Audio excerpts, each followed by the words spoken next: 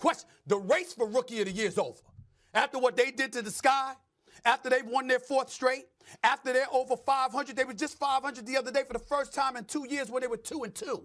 They doing their thing. And Caitlin Clark, last 12 games, 23.4 points or 47% shooting, second leading scorer in the entire WNBA behind the monster that is A'ja Wilson, who's going to be league MVP and deserves it, by the way. The reigning 2-time champion, who probably is going to three-peat in my estimation. She is just something special. Best player in the world as far as I'm concerned, okay? We got that going on. 10.6 assists for Caitlin Clark. Leads the league. She's the league assist leader, okay? 9-3 since July 6th. Third best record in the WNBA over this time behind Minnesota and the New York Liberty. And I already added that they won 4 straight. And they're in the 6th seed, just 2.5 games out of the 5th seed. Caitlin Clark has been flat out balling. And she has elevated her level of play to a point. There is no debate. I understand Angel Reese has been doing a thing with the double-doubles, like 24 straight double-doubles and all this. Major props to her, and she deserves. She's going to be number 2. But Caitlin Clark going to win Rookie of the Year. Caitlin Clark is in the conversation. She ain't going to win it because A'ja Wilson there. But Caitlin Clark is in the conversation for league MVP. I don't know if y'all already know that, but she in the conversation. League MVP as a rookie. There is no... Okay, let's talk about this. First off, I don't even want to waste any time on this whole idea that Angel Reese has the potential to win Rookie of the Year, because she just does not. Just enough of that. Kind of like what Stephen A. just said. That conversation is over. I don't even want to waste time on that. But should A'ja Wilson win the MVP just like that? I'm not so sure. When we actually look and see what Caitlin Clark is doing for her team, you could absolutely positively make the argument that Caitlin Clark has a greater impact on winning than A'ja Wilson. Especially because what Caitlin Clark is doing, she has an inferior team than A'ja Wilson. But I'm going to keep this incredibly simple for you, okay? Here's Caitlin Clark's stats compared to A'ja Wilson's, okay? Caitlin Clark is averaging 18.7 points. 617 total points, where A'ja Wilson is 27.5 points, 879 points. Now you would say, oh, see, look, A'ja Wilson's scoring way more. But not so fast, because Caitlin Clark is averaging 8.4 assists, and we know it would be even more. It would be at least 10 assists if her teammates didn't just miss so many open looks. It's crazy. And that is 276 total assists. Whereas A'ja Wilson is only 2.4 with 77 total assists. Way low. And so now if we just give 2 points for every assist, which we know it should be more than that, not to mention Caitlin Clark, that doesn't account for all the times that Caitlin Clark is giving someone for an assist and they get fouled, which then leads to points. So this is a very low estimate. Caitlin Clark is responsible for 1,169 points, where A'ja Wilson is only responsible for 1,033 points. And again, we know that this is a low estimate. We can add easily another 2 assists a game. Not to mention, at the minimum, at least 1 extra point or 2 a game, just because there's so many times that Caitlin Clark passes the ball and it doesn't get an assist and it ends up being a foul, which then they now knock down 1 or 2 free throws. Like, that's just a fact. Go watch the game. It happens all the time. So we know that this is a minimal estimate. That matters. And if you want to say, yeah, but A'ja Wilson and all her rebounds, definitely 12 rebounds to Caitlin Clark's 5.6. But guys, rebounding is completely different in the WNBA. There are so many missed shots that rebounds are inflated while assists are deflated. So let's not act like the rebounding is everything, because it's just not. How do we know that? Because look at Angel Reese and all her rebounds. How has that really helped the Chicago Sky get to where they want to go? Who's the better team?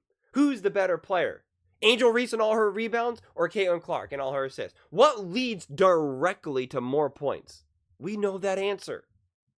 So you can absolutely, without a doubt, make the argument that Caitlin Clark is responsible for more offensive productivity than A'ja Wilson. We know offense is everything. No nonsense with this defense wins championships. Offense wins championships in 2024. And it has for quite a bit of time. So you can make the argument that it's absolutely Caitlin Clark. And not to mention, A'ja Wilson's a center. She better be getting rebounds. She's bigger and stronger than everyone else there. Getting rebounds is easy. So I do think A'ja Wilson will end up winning the MVP. I do. Just because that's the way how this narrative has unfolded all this time. But this idea, because even I said this, I said Caitlin Clark deserves to be in the conversation, but it was more just kind of like she's so great so she deserves to be in the conversation. Kind of like LeBron James and Steph Curry going for an MVP. Like, you can't not say that LeBron James is in the conversation, or you can't say that Steph Curry isn't in the conversation. Like, that would just be disrespectful.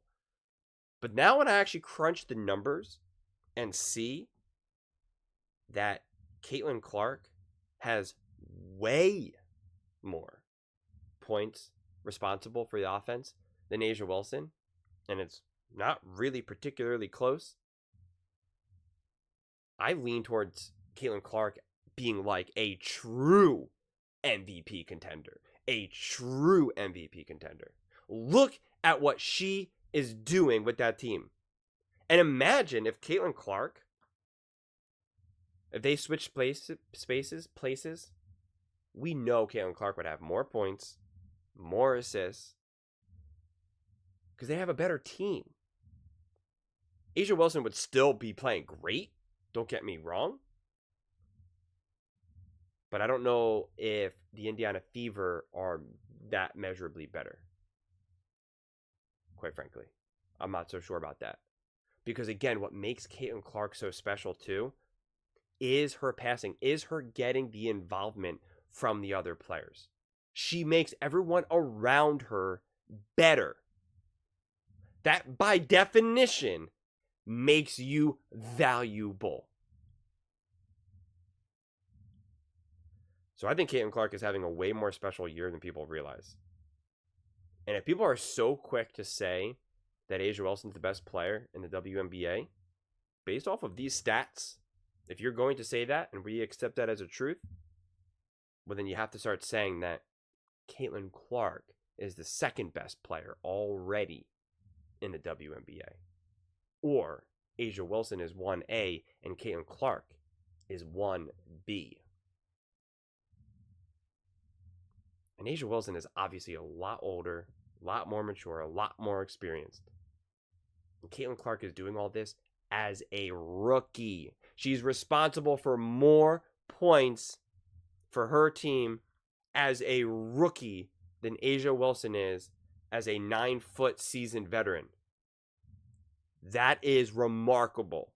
And yet people want to act like Caitlin Clark is not top in the WNBA. They want to act like Caitlin Clark is unworthy to be on the Olympics. They want to act like Caitlin Clark isn't going to win the Rookie of the Year or not deserving. She should be the unanimous Rookie of the Year.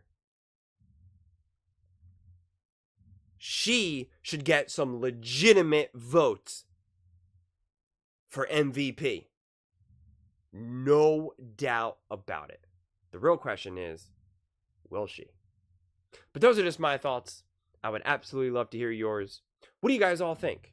Do you think Caitlin Clark, first off, 1, is the runaway for the Rookie of the Year?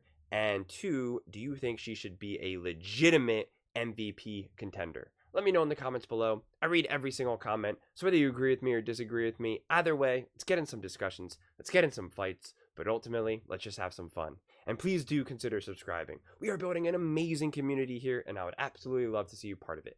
I want to build something that we all genuinely feel connected to. Something that we're really excited to be part of. I think we're well on our way to doing it. And please don't forget to give this video a thumbs up, as it really does help with the visibility and the algorithm. Thank you so much, and see you next time.